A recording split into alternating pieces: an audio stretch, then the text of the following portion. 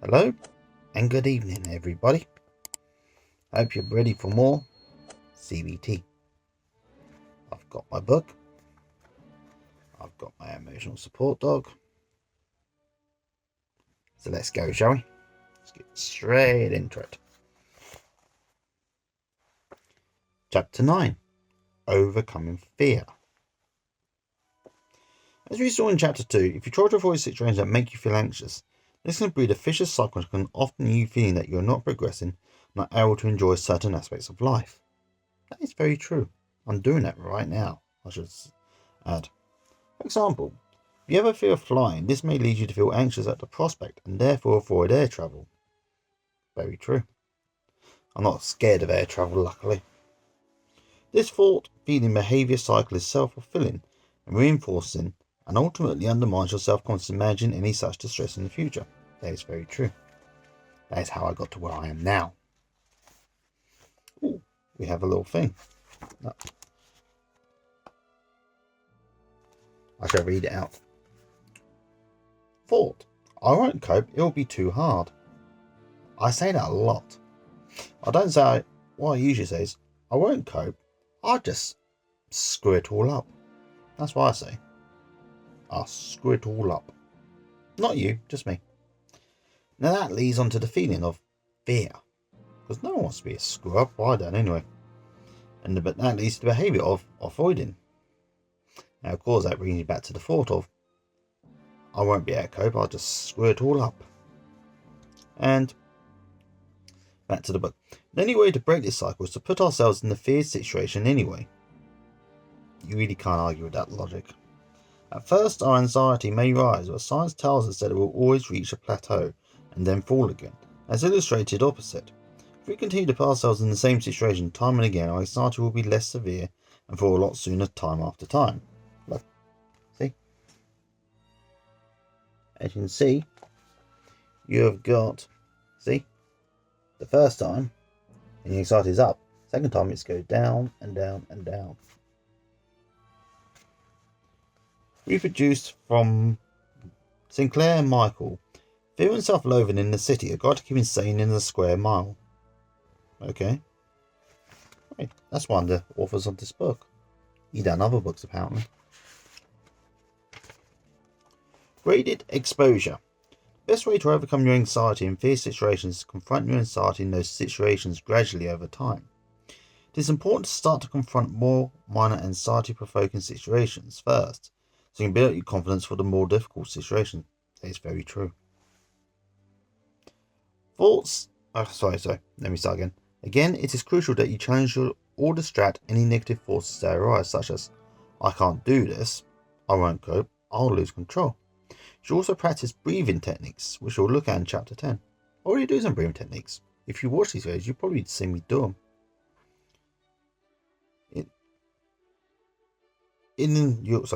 You should also practice breathing techniques in and around these situations. Also, don't forget to reward yourself for your achievements.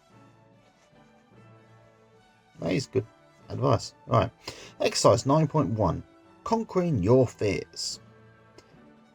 Fill in the feared situations hierarchy on the next page. Number 1. List the feared situations that you avoid, with 1 being the most anxiety-provoking and 10 the least. Be specific when listing these situations. They can be from any aspect of your life, from work to relationships to crowded places. 2. Rate your level of anxiety from 0 to 10 for each avoid situation, where 0 is no anxiety and 10 is the most. 3. Start to confront your anxiety by working up the list from the least to the most anxiety provoking. Try to confront your anxiety in each situation regularly on a number of occasions before moving up the list. Remember, you are trying to overcome your anxiety, so feeling anxious is normal. Perseverance is the key. Very true. Okay. So fear situations. Number 1. Presenting the example. Present it in a meeting at work where my manager is present.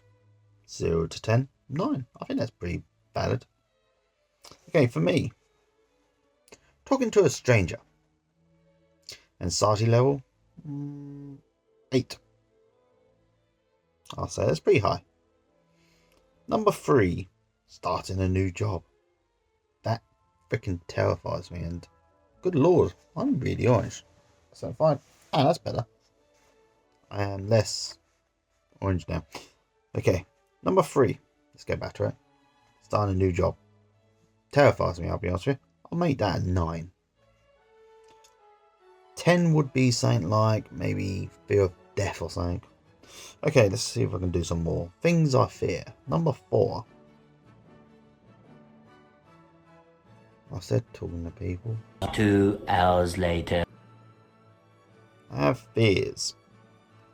I have a ton of them, so why can't I think of them in this moment?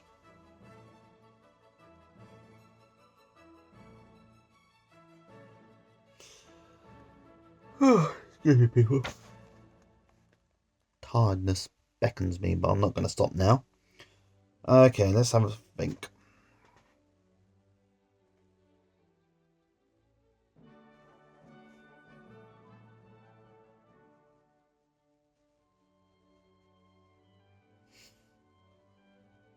Fears.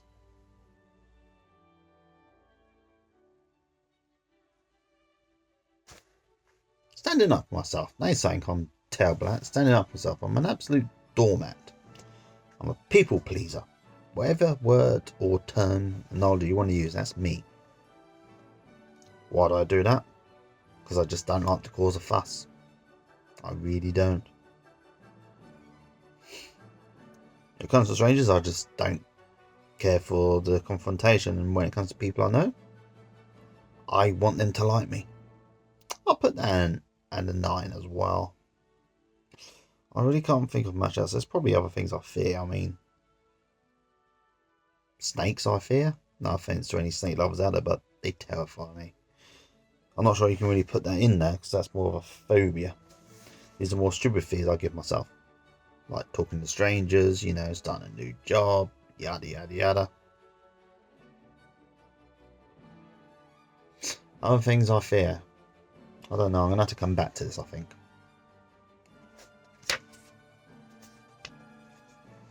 But working through each one on your fear situations hierarchy list, in a gradual way, you are changing your behaviour from avoiding your anxiety to facing and managing it effectively. This behavioural shift will have a profound impact on the way you think and feel in and around these fear situations. By conquering your fears behaviourally in this way, you'll give yourself the unique opportunity to realise that you can manage your anxiety and that you can enjoy more aspects of life again. Okay, that's very true. That takes in general. But you know what? I have one more fear situation in this thing. Doing the things I'm going to say I flipping do. Sorry, I will flipping do. Do you know how often I'll say things like, I can't go out today. I should be back by dinner time. I'm 40 years old, people. The amount of times I say, I should do that. Another fear I have, telling people about myself. People say to me, Jim, what do you like? I don't know. What are you doing, Jim? Nothing. All these little fears, they all compound. They all compound on you. They all add up. It basically comes down to the fact that I'm ashamed of who I am. I know, it's hard to believe that I don't have it all together, but I really don't. And that, people, brings us to the end of chapter 9. Hope you've learned something, because I have. In fact, I'm going to leave this up here for you to look at for a moment. Why not have a look and do your own? Heck, why not leave one of your fears in the comments? Let's do chapter 10, shall we?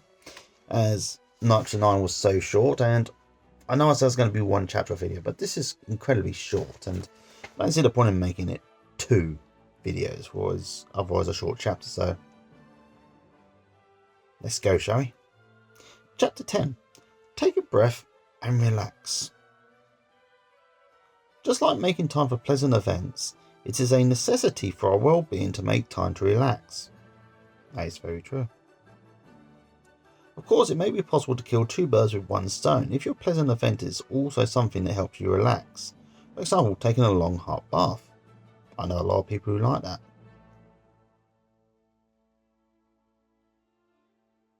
Good lord, I'm turning really orange still.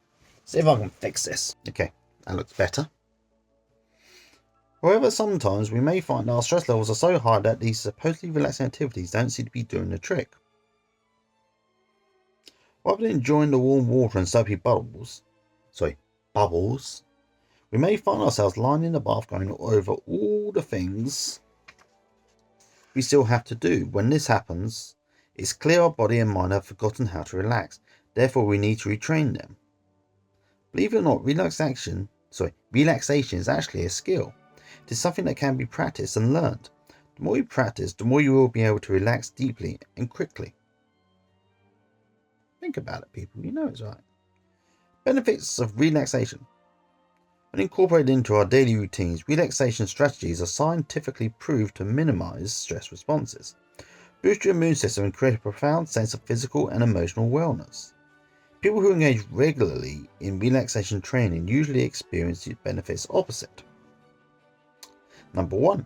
Feeling calmer in their everyday life.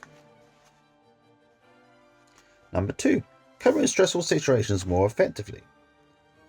Number 3. Feeling more energized and clear in their thinking. Number 4. Feeling more confident in their ability to manage emotions. If any of these things appeal to you, keep reading out how you can get there. And if it appeals to you, dear listener/watcher, stay tuned. Relaxation training. This sounds juicy. This chapter outlines 2 different relaxation exercises. They're both aimed at training your body and mind to relax. Of course, practicing them both every day will be of great benefit, but we're realists and know how busy life can be. If you commit to the diaphragmatic breathing exercise once a day, it takes less than 5 minutes.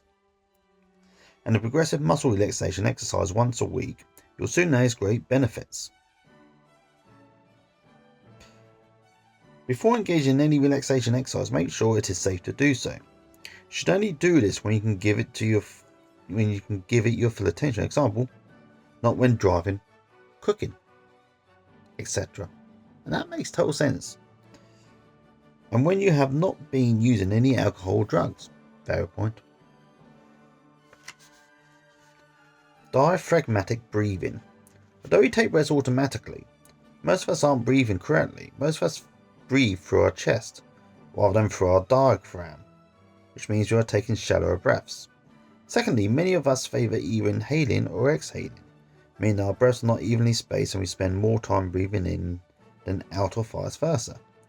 Taking shallow, uneven breaths makes us more prone to stress, and it's the opposite of what we are trying to achieve when practicing relaxation. Exercise 10.1 will help you take steady, even diaphragmatic breaths. One way to activate your diaphragm is through placing one hand on your stomach while concentrating on your breath. Is the stomach the same as the belly? I think it is, This bit here, you can't actually, if I can, see, gotta hold it. Here, your belly.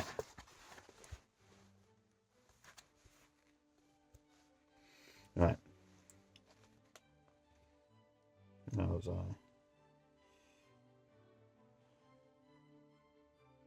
Where was I? Okay. I forgot where I am, people. All that talk of belly, stomach. Here we go. Let's start this chapter again. Let's start this paragraph again, sorry, people. One way to activate your diaphragm is through placing one hand on your stomach while concentrating on your breath. You should feel your stomach gently rise as you inhale and fall again as you exhale. If you find this difficult, then help to lie on your back. Once you can feel the rise and fall of your diaphragm, you're ready to begin. Exercise 10.1, breathing retaining. To begin, simply notice the gentle rise and fall of your stomach as you breathe in and out. Through this exercise, we're going to take 10 even steady breaths. Okay. Breathe in 6-second cycles, breathing in for 3 seconds and out for 3 seconds. Okay, so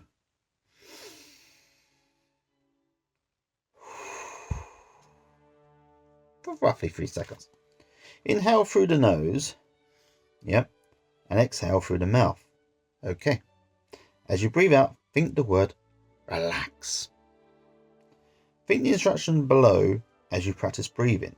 So, breathe in, 2, 3. Breathe out, 2, 3. Repeat this 10 times. Okay. So, Okay, let's read the rest of it first before we have a go at this, shall we, people? Don't worry if you find the exercise difficult or a bit uncomfortable at first. It is likely that you haven't been breathing evenly for some time, so it will take some practice. Okay, let's see if we can do this. Having to do this with a self-stick is going to be hard, people. Well, let's see what I can do, shall we? Hand and stomach. Hand and stomach. I think I've got this right anyway.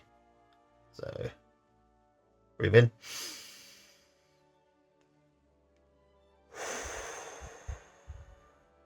Okay, so it's in for 3, out for 3, so.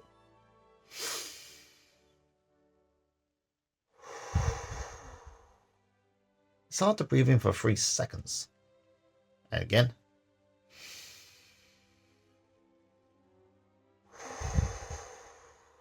Okay, you can't tell, but my hands on my stomach here. And that, people, is the breathing exercises. So, I'm not going to do any more tonight because, you don't want to see me do that for 10 times. That's going to be done after the video. But that gives you a good idea of how it all goes, alright? Next page. Targeting stress. This technique is also very effective when we're in an acute state of stress. In this case, rate your anxiety from 1, relaxed, to 10, panic. Before beginning the exercise, after you've completed 10 breaths, re-evaluate your anxiety. If your rating is not hard, for example, down from an 8 to a 4, repeat the exercise in full until it has reduced. Again, this may take a while the first time you try it, but if you continue practicing, it will become quicker and easier. Now remember that, people, okay? And I mean you too, okay? Especially you. You need to remember this, alright? The more you do it, the easier it will be. Progressive muscle relaxation, otherwise known as PMR. Often when we are stressed, we are carrying tension in many areas of our body. Common stress spots are shoulders, neck, and jaw. However, there may be parts of your body that you haven't even noticed are stressed. We spend so little time focusing on our body that these little aches and pains often go unattended. By simply making time to focus on various parts of the body, we can teach tense muscles to relax. PMR is an exercise in which all parts of the body are focused on individually, tensed for a moment, and then deliberately relaxed. Once the body is systematically worked through, a common benefit is a sense of body and mind relaxation. Okay. Exercise 10.2, PMR practice. To begin, focus all of your attention and energy on your right foot. Okay. I can see my right foot. I want all of you, okay, to look at your right foot, okay? Unless you don't have a foot, in which case I'm sorry, but I don't know what the equivalent is. Take a moment to notice that the muscles feel tense or relaxed. A bit tense at the moment. That might be because I'm thinking about this. In a way that is comfortable, tense the muscles in your foot for a few seconds, perhaps by squeezing your toes or pushing them into the floor. Then allow the foot to completely relax. So, if I twist my foot back, then maybe, yeah, this is feeling more tense. Okay. Probably helps if I stand for this. Actually, let's stand, shall we? I'm going to stand. Okay. So, my feet feel roughly normal. Now let's read this again.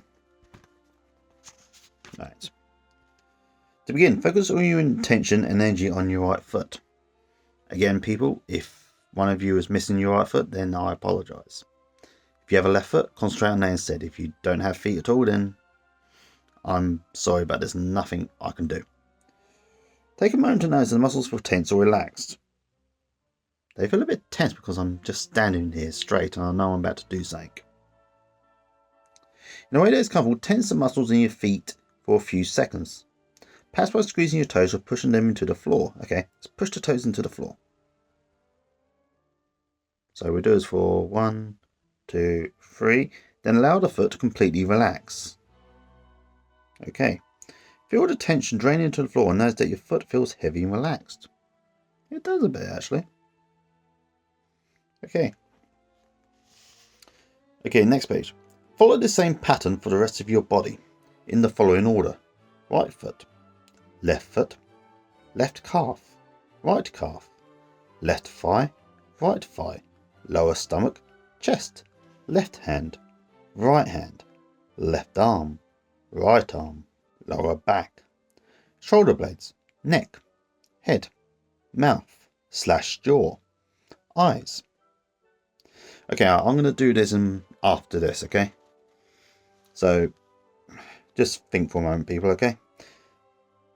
Please do not strain any part of your body and only move in a way that does not cause pain. Some muscles are harder to focus on than others. This is normal and will improve with practice. Also, some muscles are hard to tense. Simply experiment with ways to tighten the muscle before allowing it to relax. Okay. Next page. Summary of CBT skills. In this part of the book, we have understood how staying well was due to the cumulative effect of engaging in many wellness behaviours. You have seen how engaging in pleasant events and other activities that you may have been putting off for some time is the key to breaking negative cycles and increasing your motivation and level of self-confidence.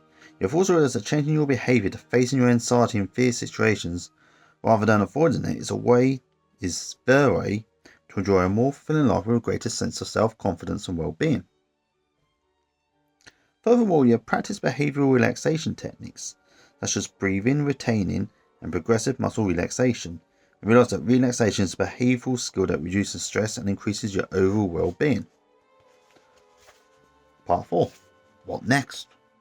At this stage, you should have learned some solid techniques to change your mood. However, this doesn't necessarily mean that you're on easy street from now on or will feel incredibly different right away. It's very true. You've got to be patient with this. Working towards changing moods will come with good and bad days, just like when we make other changes in our lives, such as starting a new diet or quitting smoking. Changes can arise to derail our course. When not dealt with correctly, these challenges can lead to falling off the wagon, which also means that we are at risk of undoing all our progress to date. This section will help you manage common challenges so that even when it's hard, you can dust yourself off and continue on your journey to improving your mood. And that, people, is the end of the chapter.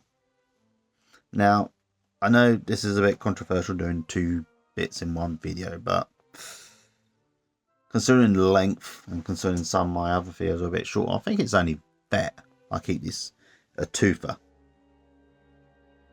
Anyway, this time it generally is goodbye. It's goodbye from me. It's goodbye from my emotional support dog. So, bye.